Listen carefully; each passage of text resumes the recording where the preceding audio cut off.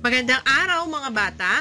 Ang pag-aaralan natin ngayon sa Mother Tongue ay ang dalawang bahagi ng pangungusap. Para sa unang markahan, Week 6. Pagkatapos ng aralin ay inaasahang matutukoy o makikilala mo ang simuno at panaguri ng pangungusap.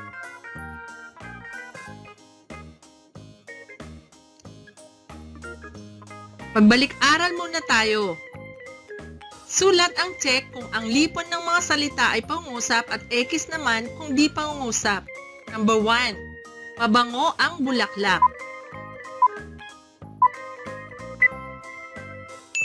Ang sagot dito ay check. Ito ay pangungusap. Ikalawa, sa paaralan.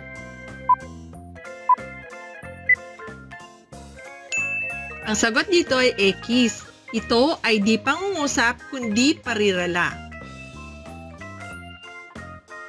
Number 3. Si Ara ay masipag. Ang sagot ay check. Number 4. May mansanas sa mesa.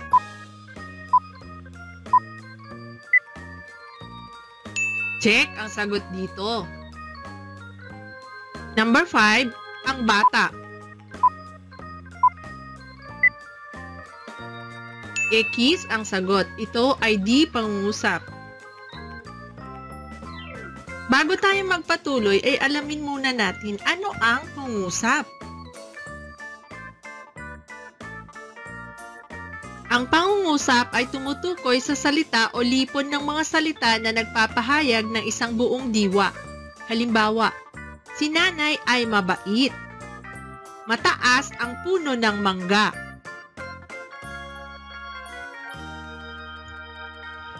Ang pangungusap ay may dalawang bahagi, ang paksa o simuno at panaguri.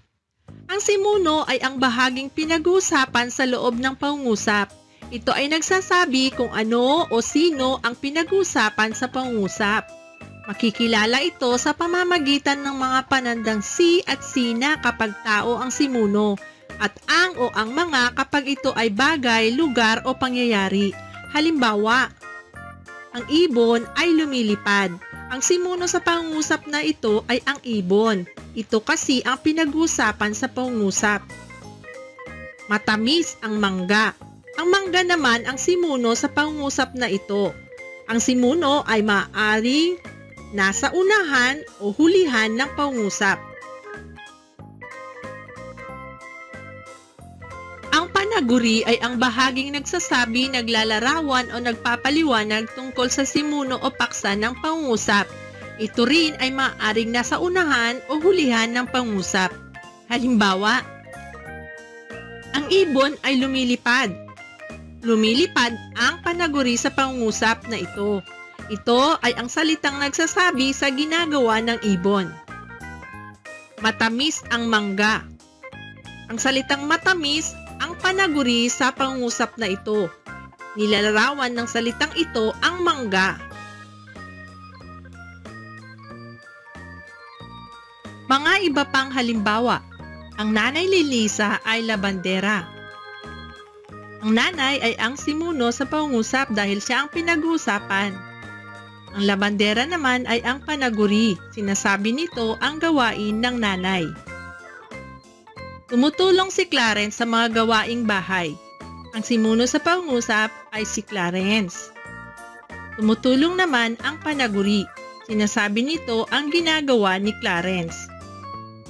Mahalimuyak ang mga bulaklak.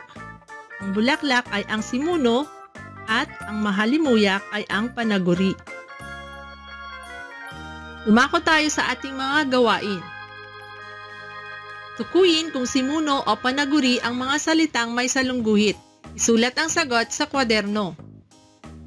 Una, si Ginoong Santos ay nahalal bilang Pangulo ng Samahan. Ang sagot dito ay simuno. Nakuha mo ba? Magaling! Ikalawa, masayang nakilahok sa paligsahan sina Evelyn at Aiza. Ang may guhit ay panaguri. Tama ka ba? Mahusay!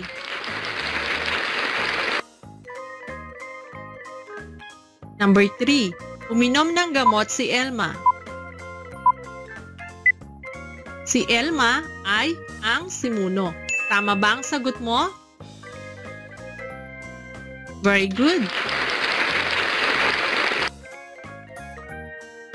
Ika-4. Sila ay tumulong sa paglikas ng mga residente mula sa mapanganib na lugar. Ang may guhit sa pangusap ay simuno. Nakuha mo ba ang tamang sagot? Ang galing naman!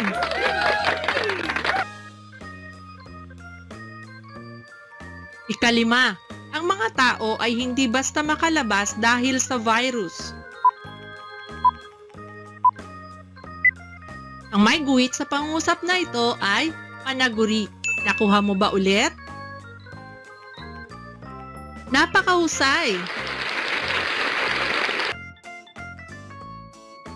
Ikalawang gawain. Piliin ang simuno sa bawat pangungusap. Una, nakapulot si Lisa ng pitaka. Ang simuno sa pangungusap na ito ay si Lisa. Kalawa, naligo si Bong. Ang sagot ay si Bong.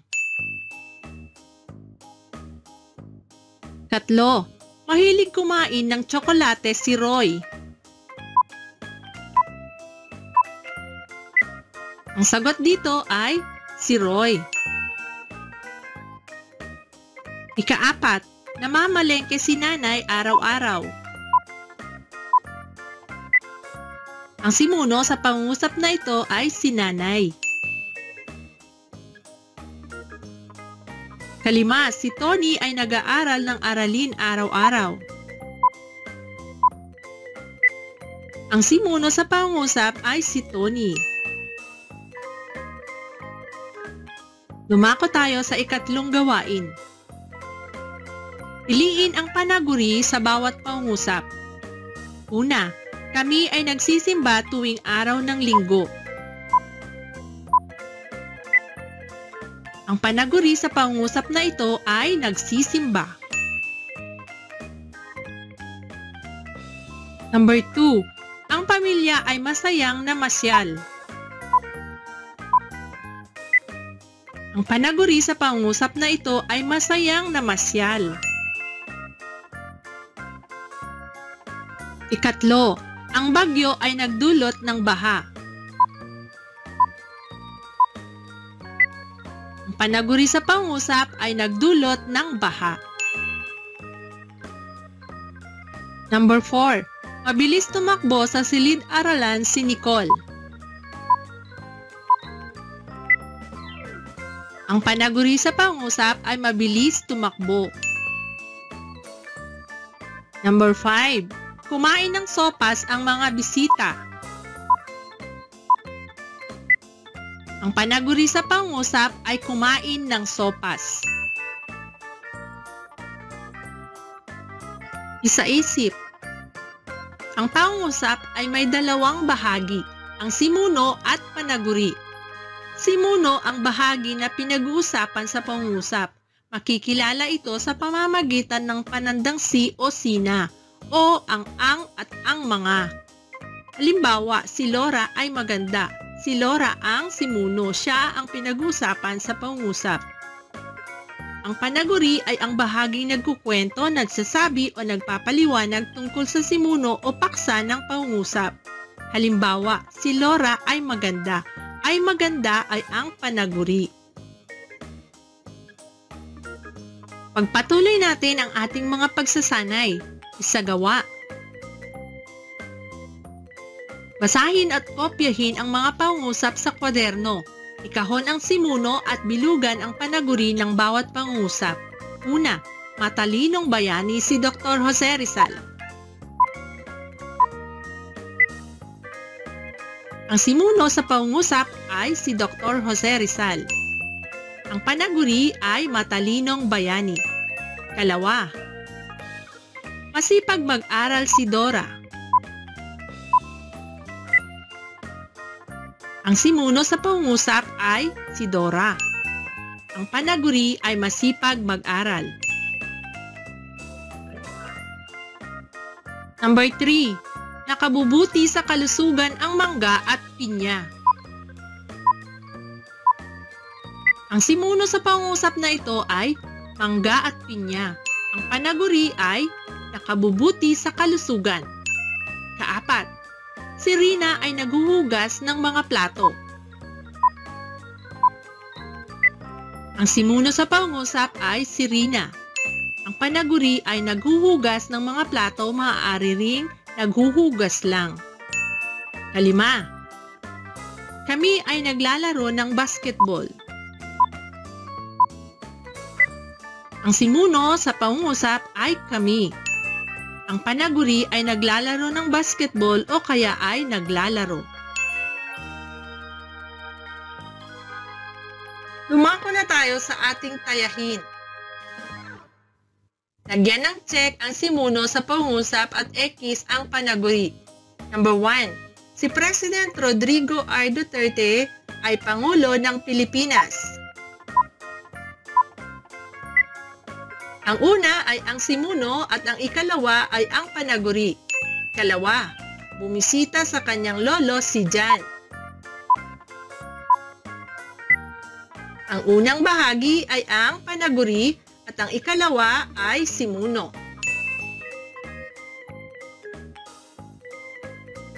Ikatlo, nagbibigay ng pagsusulit ang aming guro. Ang una ay ang panaguri at ang ikalawa naman ay ang simuno. Kaapat, ang mga mag-aaral ay nasa silid aklatan. Ang una ay ang simuno at ang ikalawang bahagi ay ang panaguri. Number 5, si Manny Pacquiao ay manlalarong boksingero. Ang unang bahagi ng pangungusap ay ang simuno at ang ikalawa ay ang panaguri.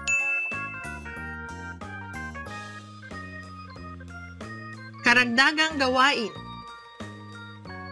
Iguhit ang thumbs up kung ang may salunggit sa pangungusap ay simuno at thumbs down kung panaguri. Isulat ang sagot sa kwaderno. Number 1, ang bata ay nagsasayaw. Ang may guhit sa pangungusap ay simuno. Kalawa, si Mona ay nagpunta sa ilog. Ang may guhit ay panaguri. Katlo, ang gusali ay gumuho. Ang may guhit sa pangungusap ay panaguri. Ika-4, matulis ang lapis. Ang may guhit ay simuno. Kalima, nagtapon ng basura si Lara. Ang may guhit ay simuno ulit. Maraming salamat sa panonood. Sana ay may natutunan ka sa ating aralin ngayon. Hanggang sa muli, paalam!